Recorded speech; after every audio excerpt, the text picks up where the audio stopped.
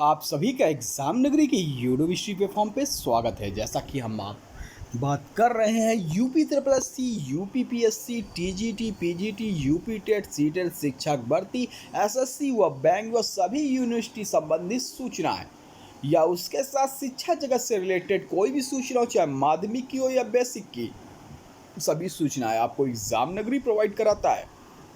उसी क्रम पर चाहे विद्यार्थी हित से जुड़ी हो, एडमिट कार्ड, रिजल्ट, भर्ती या अन्य सूचनाएं जो कि आज दिनांक 13/7/2023 से संबंधित हैं, वो सभी सूचनाएं आपको एग्ज़ाम नगरी हमेशा रोज की तरह एक ही प्लेटफॉर्म पर ये सभी सूचनाएं पहुंचाने के लिए प्रयासरत है और पहुंचा रहा है। आप सभी भाइयों से एक ही रिक्वेस्ट है कि जो भी भाई बहन इस चैनल पे नए हैं वो चैनल को सब्सक्राइब कर बेल आइकन दबा दें, जिससे चैनल से जुड़ी हुई कोई भी सूचना हो आप तक सबसे पहले पहुंचे। क्योंकि हमेशा मैं रोज़ वीडियो में बोलता हूं कि सूचनाएं छोटी हो या बड़ी, तभी वो आपके लिए महत्वपूर्ण होती हैं जब वो उनका मिलना आपको समय पर हो जाए। समय पर कोई सूचना आपको मिल जाती है तो आपके लिए अत्यंत महत्वपूर्ण और अत्यंत सिद्धकारी होती है, और वही सूचना बाद में मिले जब समय निकल जाए तो वह व्यर्थ होती है, उसका कोई औचित्य या महत्व नहीं होता है।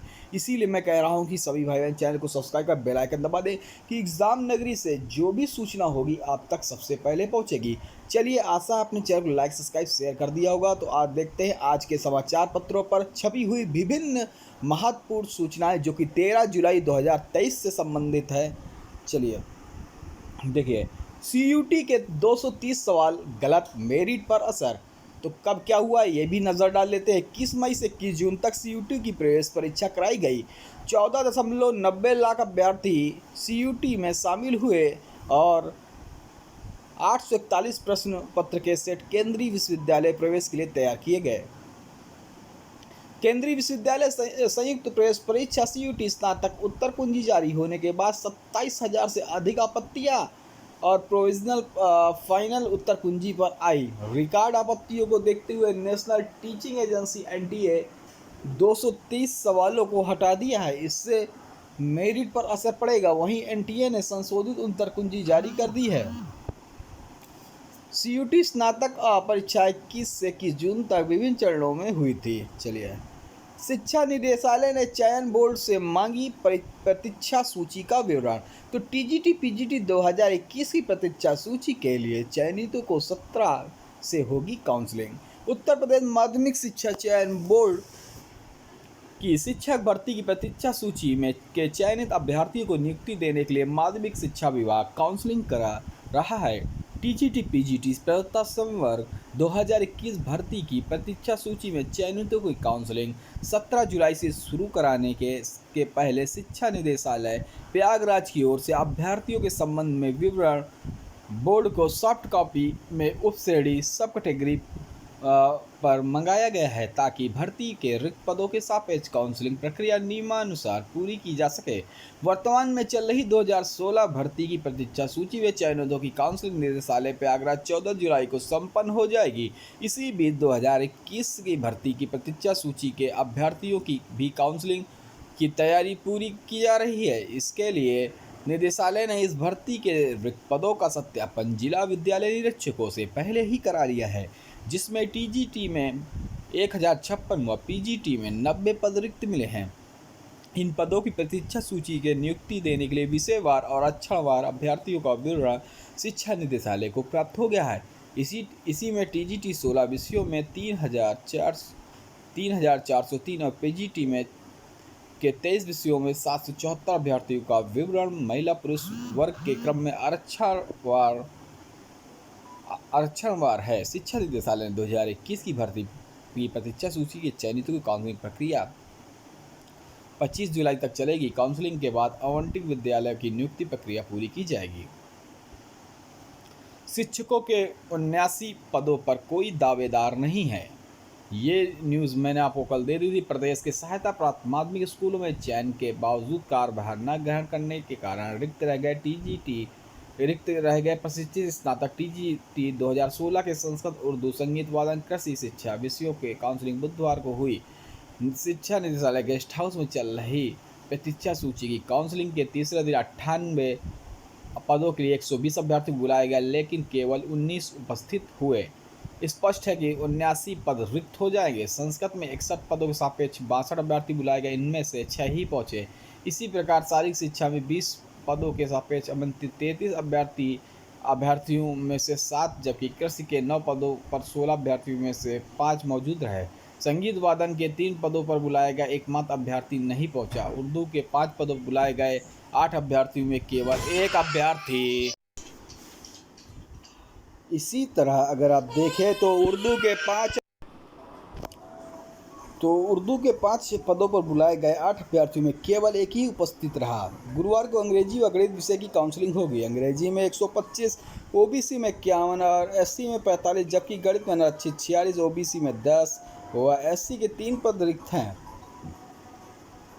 सीसीएसयू में पीजी कोर्स में प्रवेश लेने जा रहे छात्र चक्कर लें। यूपी के 4 विश्वविद्यालय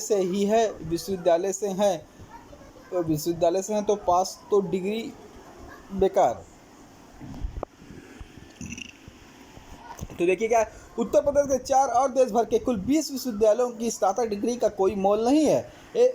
ये 20 विश्वविद्यालय यूजीसी की अमान्य विश्वविद्यालय सूची में है। यूजीसी के इन 20 अमान्य विद्यालयों को चौधरी चरण सिंह ने भी अपनी प्रवेश नियमावली में जगह देते हुए अमान्य करार दिया है।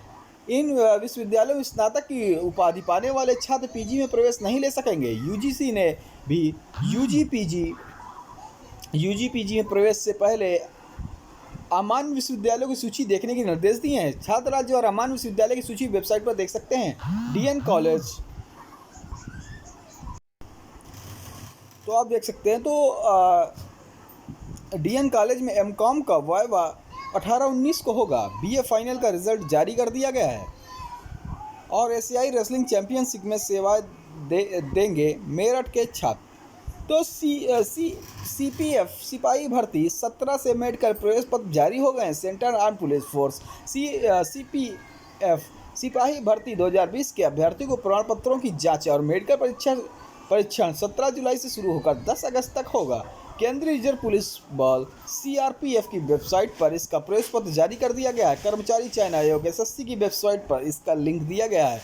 यह प्रक्रिया सीआरपीएफ के अधीन देश भर के प्रमुख शहरों पर अर्धसैनिक बलों के परिसर में होगी। एसएससी ने सिपाही भर्ती प्रवेश प्रक्रिया अक्टूबर 2022 से शुरू की थी।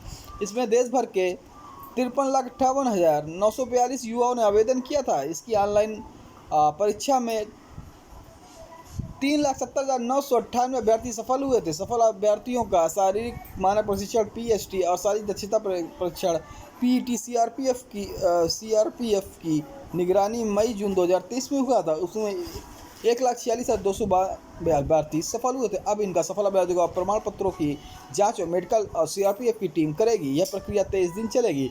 नगर पंचायत में ईओ के 355 पदों पर भर्ती होगी। राज्य सरकार नगर पंचायतों में स्थायी अधिशासी ईओ की तैनाती करने जा रही है। रिक्त 355 ईओ के पदों पर जल्द ही भर्ती की तैयारी। स्थानीय निकाय निदेशालय स्तर पर इन पदों को भरने के लिए रिक्तियों का ब्यौरा तैयार करने की जिम्मेदारी सौंपी। उत्तर प्रदेश अधीनस्थ सेवा चयन आयोग का प्रस्ताव भेजा जाएगा। प्रदेश में मौजूद कुल 545 नगर पंचायतें हैं। मात्र 190 अधिशासी अधिकारी ही स्थायी पदों पर तैनात हैं। प्रतिनियुक्ति पर 86 अभियंताओं को रखकर काम चलाया जा रहा है। उच्च स्तर पर सहमति बनने के बाद इन्हें मूल विभागों में भेज दिया जाएगा। इससे निकायों में ईओ की कमी दूर हो जाएगी। नेत्र प्रशिक्षण अधिकारी के आवेदन 18 जुलाई से चालू हो गए। 157 पदों के लिए 18 जुलाई 7 अगस्त तक आवेदन लेगा। आवेदन के लिए वेबसाइट uptplus.go.in पर आप आवेदन स्वीकार कर लिया जाएगा। सैकड़ों खाली पदों पर भी कर दिए थोक के भाव तबादले। शिक्षक संगठनों ने नियम विरुद्ध बताया। तो प्रदेश के सहायता माध्यमिक विद्यालयों के ऑफलाइन स्थानांतरण के विभागीय अधिकारियों की ओर से बड़ा खेल किया गया है। इसका खुलासा तबादलों में शासनादेश के कई प्रमुख बिंदुओं को खुलकर दरकिनार किए जाने से हुआ है। अनेक अभ्यर्थियों का ऑफलाइन स्थानांतरण खाली पदों पर कर दिया है, जबकि ऐसे अभ्यर्थियों का स्थानांतरण कर दिया है जिनका सेवा काल मात्र कुछ ही माह का है। प्रदेश में 4,512 सहायता प्राप्त माध्यमिक विद्यालयों के शिक्षकों को ऑफलाइन तबादलों को हुए खेल को लेकर बड़ा बवाल खड़ा हो गया है। इलाहाबाद विश्वविद्यालय में दाखिले के पंजीकरण शुरू हो गया है। सीयूटी यूजी के परिणाम के बाद कटऑफ जारी कर दिए जाएंगे। स्नातकों के 11 पाठ्यक्रमों में होंगे प्रवेश।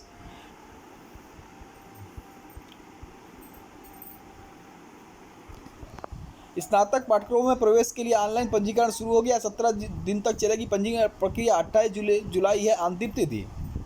इन 18 पाठ्यक्रमों में प्रवेश होगा। यह है इलाहाबाद विश्वविद्यालय ने बुधवार को स्नातक 18 पाठ्यक्रमों और 17,000 सीटों के लिए प्रवेश प्रक्रिया शुरू कर दी। ऑनलाइन पंजीकरण के लिए लिंक जारी करते हुए पंजीकरण की आखिरी तिथि 28 जुलाई निर्धारित की है, जिसमें से अगर पाठ्यक्रम है BA BSc गणित bio BCom BPA BFA BLLB 5 वर्षीय आपदा प्रबंधन पर्यावरण अध्ययन 5 वर्षीय प्रबंधन कार्यक्रम BA MBA 5 वर्षीय परिवार समुदाय विज्ञान BSc MSc BCA 5 वर्षीय BCA MCA data science BVoc software development BVoc media production BA media studies 5 वर्षीय खाद्य प्रौद्योगिकी BVoc खाद्य प्रशासन प्रसंस्करण और BA फैशन डिज़ाइन टेक्नोलॉजी भी शामिल हैं।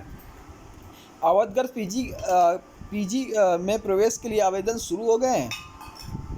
3 नए विषयों में MA के लिए जा सकेंगे आवेदन। BA प्रथम वर्ष की काउंसलिंग शुरू हो गई। दीनदयाल उपाध्याय कॉलेज में PG प्रवेश शुरू हुआ। फीस तय कर दी गई है। आप देख सकते हैं MA इतिहास की 60 सीटें हैं, 5500 फीसें हैं। MA अर्थशास्त्र की 60 सीटें, MA समाजशास्त्र, MA अंग्रेजी, इन सभी की अंग्रेजी की 50 सीटें, सीट 55। MA गृह विज्ञान 20 सीटें 5700। और सबसे ज़्यादा अगर फीस अगर आप देखें तो MSc केमिस्ट्री 30 सीटें हैं और 6700 फीस दी गई है। LU में 2807 अभ्यर्थियों ने छोड़ी प्रवेश परीक्षा। KCC में प्रवेश के लिए 14 तक आवेदन। देखिए, बिहार के पटना से नियोजित शिक्षा विभाग को नियोजित शिक्षकों की जानकारी देंगे DDO शक्ति। आंदोलन में शामिल हुए शिक्षकों पर होगी कार्रवाई। 10 स्कूलों डिग्री कॉलेजों की सप्ताह में निरीक्षण कर जानकारी देंगे पदाधिकारी। कार्रवाई पर शिक्षक नेताओं ने विरोध किया। बिहार शिक्षक संघर्ष मोर्चा के राज्यव्यापी प्रतिभा अभियान के तहत बुधवार को विधायकों को घेराव किया। शिक्षकों को बिना शर्त राजकर्मी दर्जा देने की मांग की गई। शिक्षक नेताओं ने पुलिस की कार्रवाई के विरोध किया। बिहार पंचायत नगर प्रारंभिक शिक्षा संघ के अध्यक्ष अनंत कौशल सिंह ने कहा कि शिक्षा विभाग शिक्षकों को दंडात्मक कार्रवाई बंद करे। DLED में 3 बार फेल अभ्यर्थियों को मिली राहत। इलाहाबाद हाईकोर्ट ने DLED में BTC डिप्लोमा इन टेरी एजुकेशन की परीक्षा में कुछ सेमेस्टरों में 3 बार असफल अभ्यर्थियों को परीक्षा में बैठने का एक अतिरिक्त अवसर देने के निर्देश दिए हैं। कोर्ट ने कहा कि सचिव परीक्षा नियामक प्राधिकारी प्रयागराज के सर्कुलर का लाभ लगभग 2000 अभ्यर्थियों को देना होगा और सैकड़ों याचियों को लाभ से वंचित करना 614 के विपरीत विभेदकारी है। कानूनन के समकक्ष समानता हो या सभी को समान संरक्षण मिलना चाहिए। यह आदेश न्यायमूर्ति क्षितिज शैलेन ने साक्षी व 77 अन्य सहित कुल 15 याचिकाओं पर अधिवक्ता कौतिकेय सिंह, सिद्धार्थ खरे व भारत प्रताप सिंह और सरकार की ओर से अपर महाधिवक्ता को सुनकर दिया। कोर्ट ने कहा किसी भी अभ्यर्थी को निरस्त नहीं की जाएगी, अभ्यर्थता निरस्त नहीं की जाएगी। इसीलिए क्लास 20 में अपील में न जाना इनके आड़े नहीं आएगा। तो चलिए, आज के समाचार से संबंधित जो भी सूचनाएं थी वो आपको एग्ज़ाम नगरी ने दे दी। आप सभी भाई बहनों से यही आशा है कि चैनल को सब्सक्राइब कर लाइक एंड शेयर ज़रूर कर दें, जिससे आपको सूचनाएं मिलती रहें। जय हिंद, जय भारत।